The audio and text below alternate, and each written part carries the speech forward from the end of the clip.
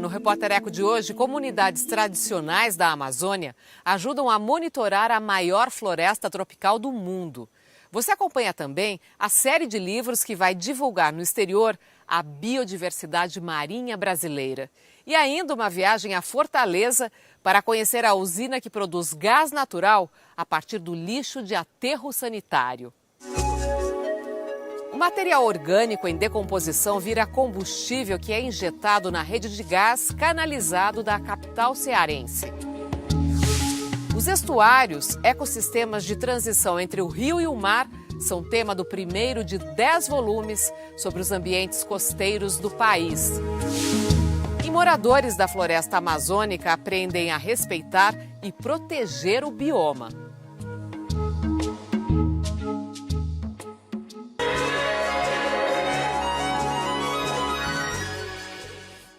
Um exemplo de geração de energia renovável no Brasil. Fortaleza tem uma das maiores usinas de biogás do país.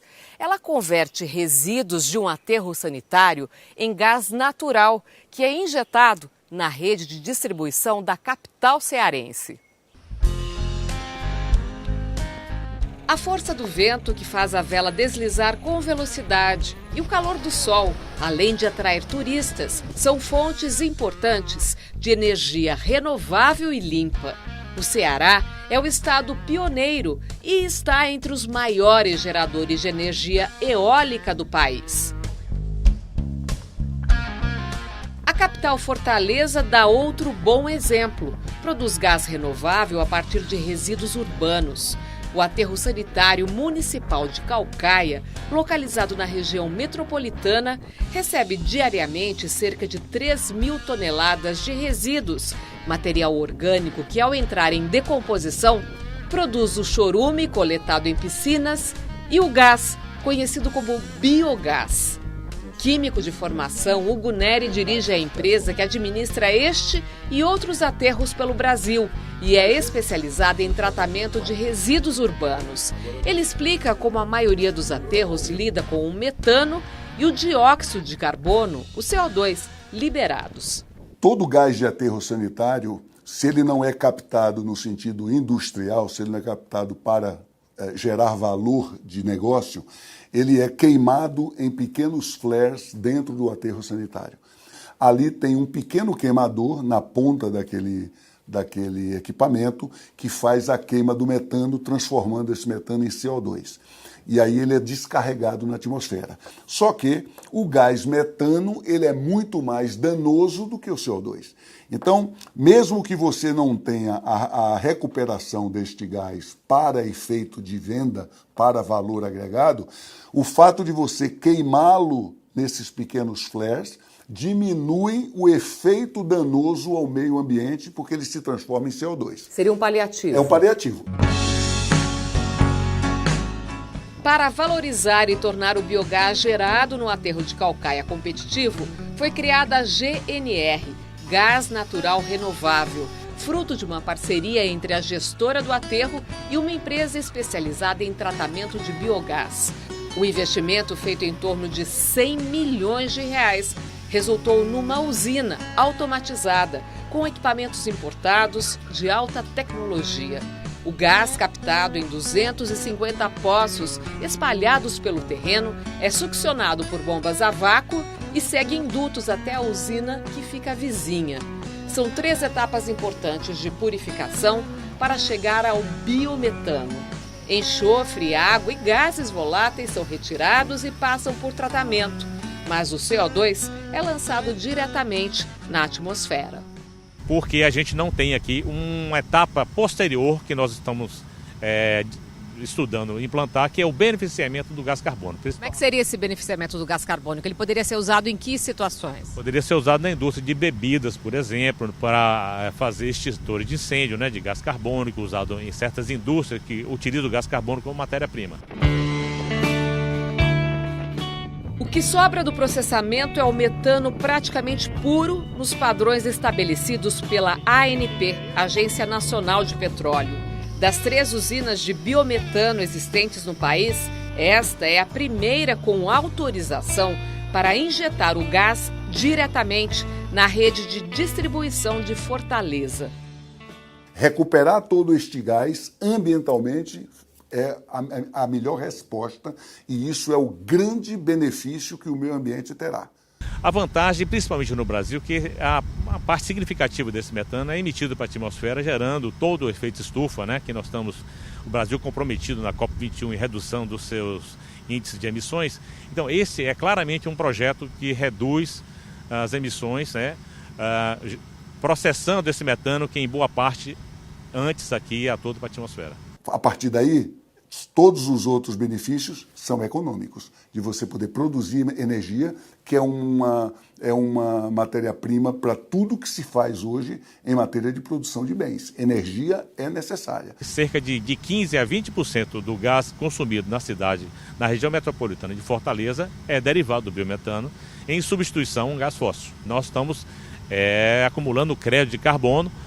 Aqui teve todo um processo que é submetido à ONU para comprovação que aqui é um mecanismo limpo de tratamento do biogás. Num país como o Brasil, que gera cerca de 250 mil toneladas de resíduos domésticos a cada 24 horas, o biometano produzido a partir de aterros sanitários pode ser uma solução para transformar esse imenso passivo ambiental em ativo energético e com a redução da emissão dos gases do efeito estufa. É também uma maneira de reduzir a dependência dos combustíveis fósseis e deixar a matriz energética brasileira mais sustentável.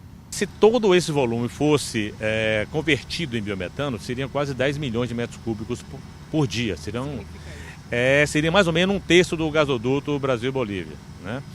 Então é um volume significativo de biometano que o lixo pode gerar, né? Há 3 anos, Dona Clara mora neste apartamento no centro da cidade, servido por gás encanado. E não imaginava que o gás usado para fazer o cafezinho que tanto gosta vem do aterro sanitário que recebe o lixo doméstico de moradores como ela. Eu estou até surpresa, estou sendo sincera, estou surpresa, mas a ideia é maravilhosa. Misturado ao gás natural veicular, o biometano também chega a alguns postos de combustíveis da capital cearense.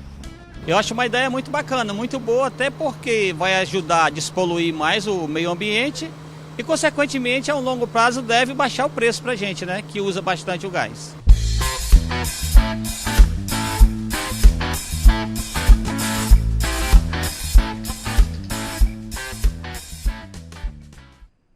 Você acompanha agora alguns dos fatos e pesquisas na área de meio ambiente que tem destaque aqui no Repórter Eco.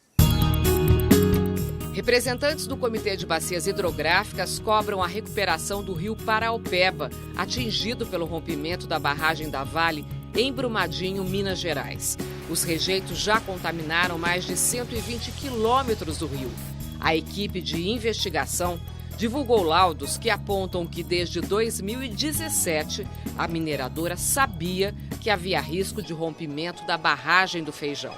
Documentos obtidos pelo Ministério Público do Estado indicam que a empresa chegou a estimar o prejuízo em caso de rompimento da barragem do Córrego do Feijão. A Vale nega a acusação e contesta o entendimento do MP Mineiro. Durante a audiência na Câmara dos Deputados Federais, o presidente da Vale, Fábio Schwartzman, alegou que a empresa é uma joia e não pode ser condenada pelo rompimento da barragem, por maior que tenha sido a tragédia. 2 CPIs, na Câmara Federal e no Senado, vão investigar o rompimento que deixou centenas de vítimas. Dezenas de ursos polares famintos entram em casas e prédios de uma cidade do arquipélago de Novaya Zemlya, no norte da Rússia. O aquecimento derrete o gelo do Polo Norte e os animais são forçados a buscar comida em outros lugares. As autoridades locais não descartam a possibilidade de abatê-los, embora a Rússia proíba a caça do urso polar por ser uma espécie em extinção. Pela primeira vez em 100 anos, cientistas norte-americanos filmam e fotografam panteras negras ou leopardos negros raros na África. As imagens foram feitas no condado de Laikipia, no Quênia. A coloração negra vem do excesso de melanina. Mas o felino tem manchas características que são visíveis com luz infravermelha. No Brasil, a onça negra, espécie também ameaçada, foi flagrada por biólogos em área de cerrado no Distrito Federal. Há pelo menos 3 anos, não havia registro da passagem do felino pela região. E aguarde, porque tem mais! Comunidades da Amazônia aprendem a monitorar e proteger a floresta. E a seguir, uma série de livros vai difundir no exterior o conhecimento sobre a biodiversidade marinha brasileira. O Repórter Eco volta daqui a pouco.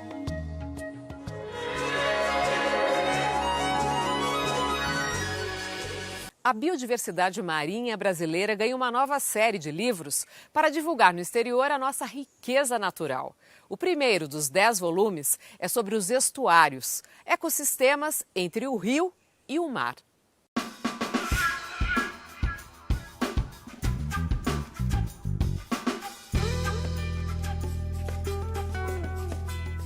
Na transição entre continentes e oceanos, existem ecossistemas únicos, os estuários, fundamentais para a conservação da biodiversidade marinha. Os estuários são as regiões costeiras nas quais a gente encontra essa mistura da água doce com água salgada. Então é um ambiente muito dinâmico, muito complexo, que tem uma importância tremenda para a sociedade. Dentre essas importâncias temos a produção de alimento, né, que vai ser exportada para o oceano na forma de animais que vão ser pescados, né? Os estuários também têm uma importância muito grande na questão das mudanças climáticas, porque ali é a porta de entrada dos efeitos do mar no continente. Tem um problema muito grave de salinização dos estuários em função da elevação relativa do nível do mar e da redução da quantidade de água que chega pelos rios, causado, por exemplo, por barragens. Os estuários são tema do primeiro livro da série de 10 volumes sobre biodiversidade marinha brasileira. São publicados em inglês para difundir os conhecimentos no exterior e atrair cientistas estrangeiros, firmando parcerias. O editor é o pesquisador do Instituto Oceanográfico da USP, Alexander Turra, especialista em ecologia marinha. A iniciativa é da Rede Brasileira de Monitoramento de Habitats Bentônicos Costeiros, coordenada por ele e apoiada pela FAPESP, CNPq e FINEP. Ela traz uma agregação de conhecimentos relacionando o estudo do bentos, que são os organismos e os hábitats associados ao fundo do mar, com as mudanças climáticas. Então isso permitiu que uma quantidade muito grande de pesquisadores nos 17 estados costeiros brasileiros fizessem um exercício de relacionar os estudos que eles vinham fazendo historicamente com os organismos bentônicos, em relação às tendências e às ameaças trazidas pelas mudanças climáticas. Carbono azul é um dos temas da coleção. Existe uma relação entre a contenção das mudanças climáticas e as pradarias marinhas, uma espécie de campo que existe no fundo do mar em algumas regiões rasas. O carbono azul é um nome novo, que remete à possibilidade ou o serviço que os ambientes marinhos têm de estocar carbono, de extrair carbono da atmosfera, reduzindo esse efeito estufa que o carbono causa na atmosfera e estocando esse material, né, esse composto, na biodiversidade marinha. Então, por exemplo, os manguezais, as pradarias marinhas, que são grandes manchas de vegetais que ocorrem no mar, as algas unicelulares e as multicelulares, todos esses organismos eles acabam tendo esse papel de sequestrar o carbono da atmosfera e estocar ele, seja na forma de alga, seja na forma de planta, seja na forma de carbono no sedimento. Os cientistas estudam a tendência de aumento da temperatura nos oceanos e a mudança do pH da água, com a acidificação, como vem ocorrendo. Uma tentativa de entender quais as espécies estão ameaçadas e como isso pode alterar a distribuição geográfica delas. Um exemplo desses efeitos é o branqueamento de corais. ele vem acontecendo de forma recorrente e intensa, não só no Brasil, mas em outras regiões do mundo, como o Caribe, a Grande Barreira de Corais na Austrália. A partir do aumento da temperatura da água do mar, as pequenas algas que vivem dentro dos corais, que são algas unicelulares, elas acabam sendo expelidas, elas saem do coral.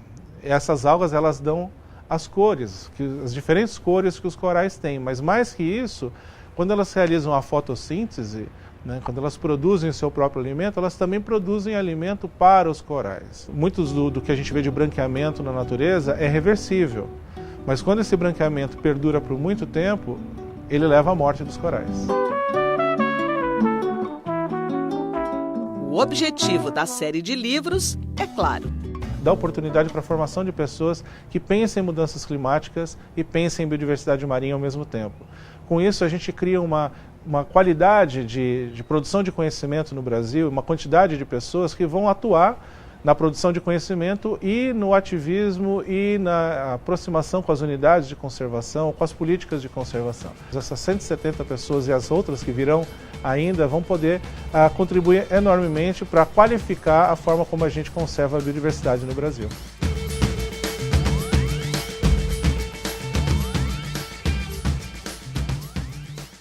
Agora você fica com as dicas do Repórter Eco.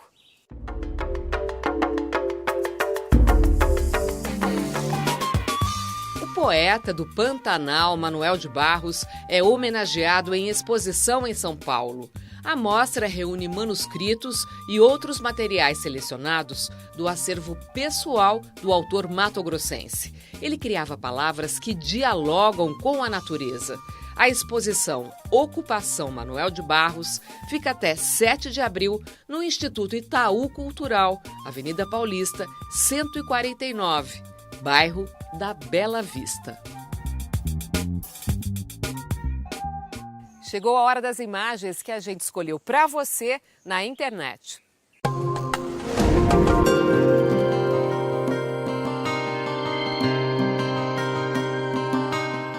Uma cratera de fogo no meio do deserto.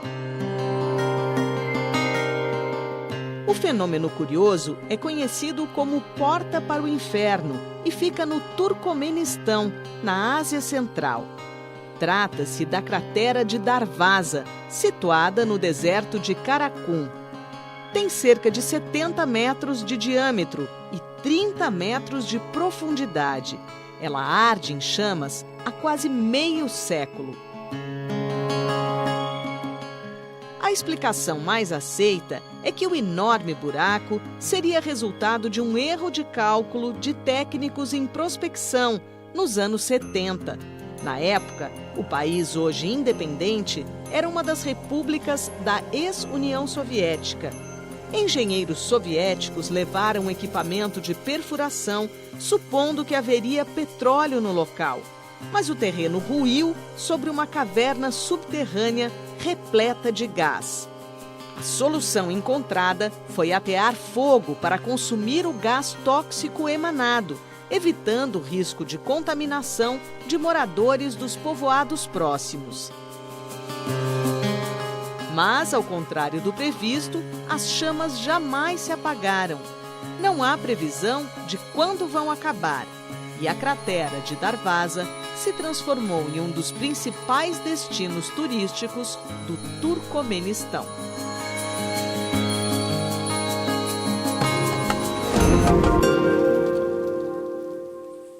E você vai ver a seguir.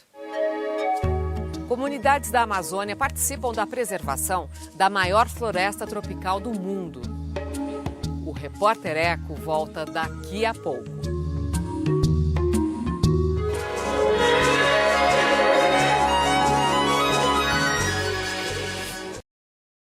A ONG IP, Instituto de Pesquisas Ecológicas, em parceria com o ICMBio, transforma comunidades da Amazônia em aliados da preservação da floresta. Os moradores aprendem a conhecer e monitorar a biodiversidade.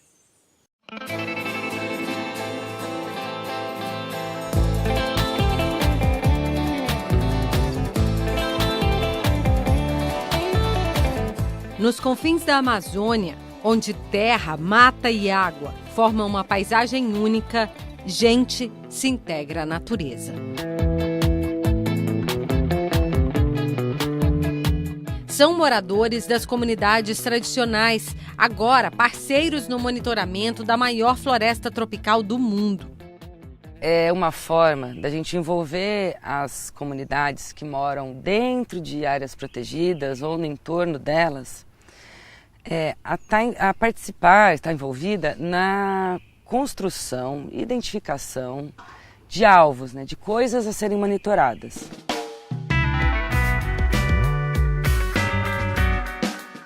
O programa foi desenvolvido pelo Instituto Chico Mendes de Conservação da Biodiversidade para ser aplicado nas unidades de conservação do Brasil. Dos 335 parques e reservas federais, 48 já aderiram ao programa. 17 unidades de conservação contam com a parceria do Instituto de Pesquisas Ecológicas, o IP. Para começar o trabalho, era preciso saber que recursos precisariam ser acompanhados de perto pelos pesquisadores, pelo governo federal e a comunidade local. Foi gente da floresta que decidiu monitorar com cuidado o manejo da castanha do Pará, a caça de subsistência, a reprodução dos quelônios, como as tartarugas, cágados e jabutis, dos mamíferos e do tucunaré. Ao todo, 12 milhões de hectares são monitorados com o apoio das comunidades locais, uma área maior do que Portugal. E os pesquisadores, que dedicaram suas vidas a estudar a fauna, a flora, o clima na Amazônia, ao chegarem na floresta, descobrem que mais aprendem do que ensinam.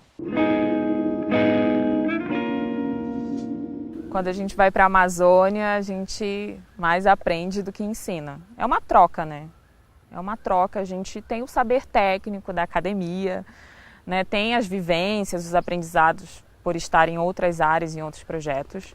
Mas as comunidades locais, elas têm um saber, têm um conhecimento tradicional, conhecem muito da floresta, dos animais, né? Do uso medicinal, da biodiversidade. Então, eles estão ali no dia a dia, né? Tantas foram as idas e vindas ao meio da mata fechada que renderam o livro Monitoramento Participativo da Biodiversidade. O livro ele é fruto do trabalho coletivo, não só do IP e do ICMBio, mas também dos parceiros institucionais, que são cerca de 22 parceiros, e das comunidades locais, mais ou menos 100 comunidades espalhadas nas unidades de conservação. E é isso que a gente traz no livro, é essa história que a gente quer contar, de como envolver as pessoas na conservação da biodiversidade, como elas podem fazer a diferença e se apropriar de tudo isso.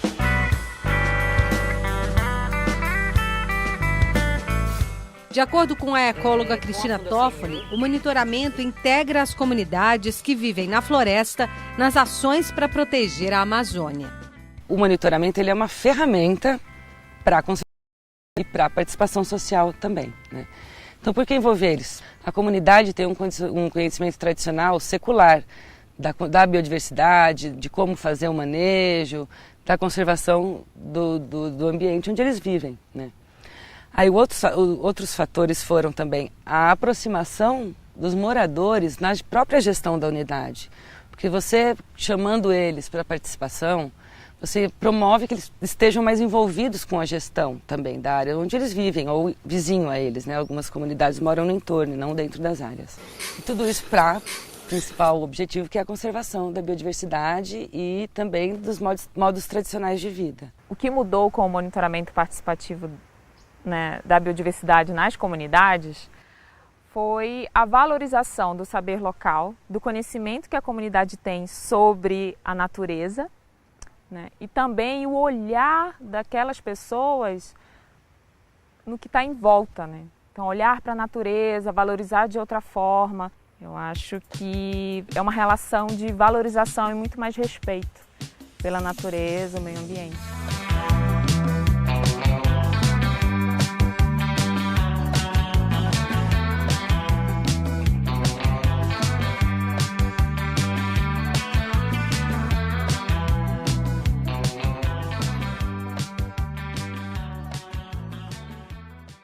E você pode rever as reportagens pelo Cultura Digital. É só baixar o aplicativo gratuitamente no seu celular. Acompanhe o programa também pelo youtube.com/Repórter Eco TV Cultura. E não esqueça de curtir a nossa página no Facebook.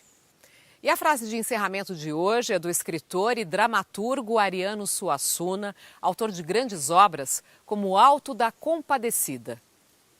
A gente se porta a vida toda como se nunca fosse morrer, o que é muito bom, porque se a gente for pensar na morte como uma coisa fundamental, inevitável e próxima, a gente vai perder o gosto de viver.